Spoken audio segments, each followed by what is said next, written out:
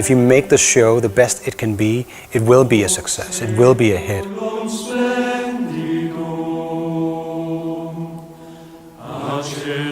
We are at the Royal Theater in Copenhagen, where we are currently producing Disney's The Hunchback of Notre Dame. All of the elements in this show really support one another and help facilitate the grand story that it is. It is a story that is both tiny and intimate, a very heartfelt story. But it's also an epic story.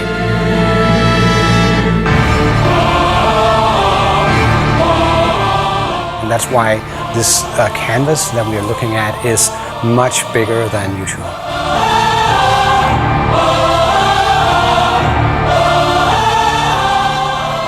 I think the reason for the success of this show is very much because you're overwhelmed. Emotionally, you're overwhelmed by the scale of it, you're overwhelmed by the sound of it. People get what they expect, but they get more than what they expect.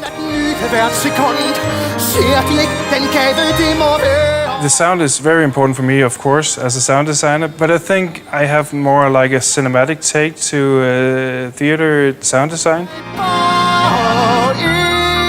I would say that I maybe process things more, make it go a bit larger than life. And I try to have an environment of sounds in all of the stages. So you might not even notice it, but if I remove it, it would be noticeable.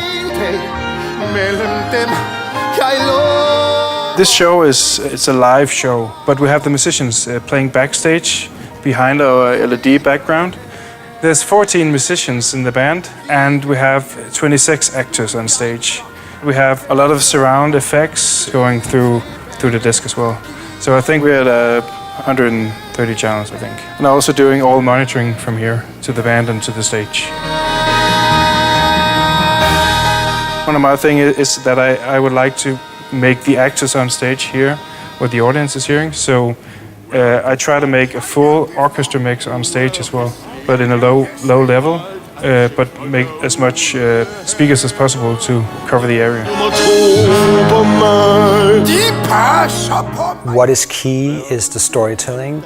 To me, a great sound design is a sound design that I don't necessarily think about as an audience member. I'm very, very interested in sound, but I want to lose myself into the story. And when a great design can do that, it just makes everything much, much better. It's all about the senses, really. It's all about stimulating the senses. That's what makes it magical.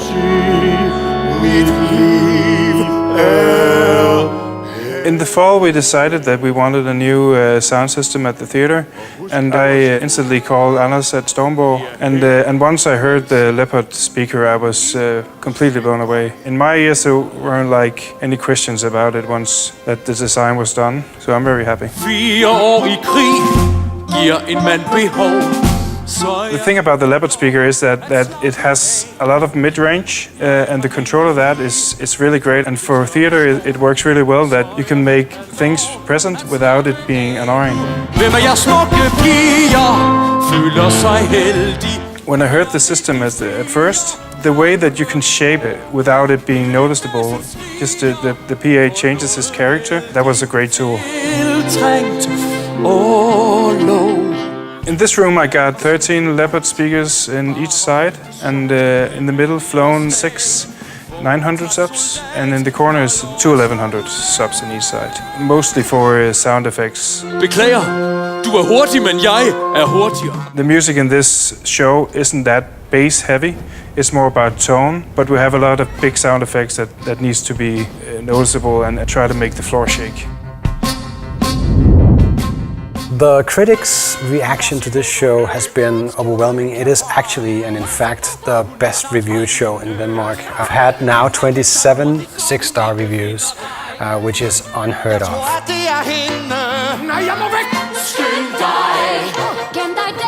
To me, I think the key formula in a good production is really making everyone tell the same story. It's always about storytelling. If everyone is at work at the same time, we are 110 people, And getting every one of those 110 people to tell the same story, I think is very much key of the success.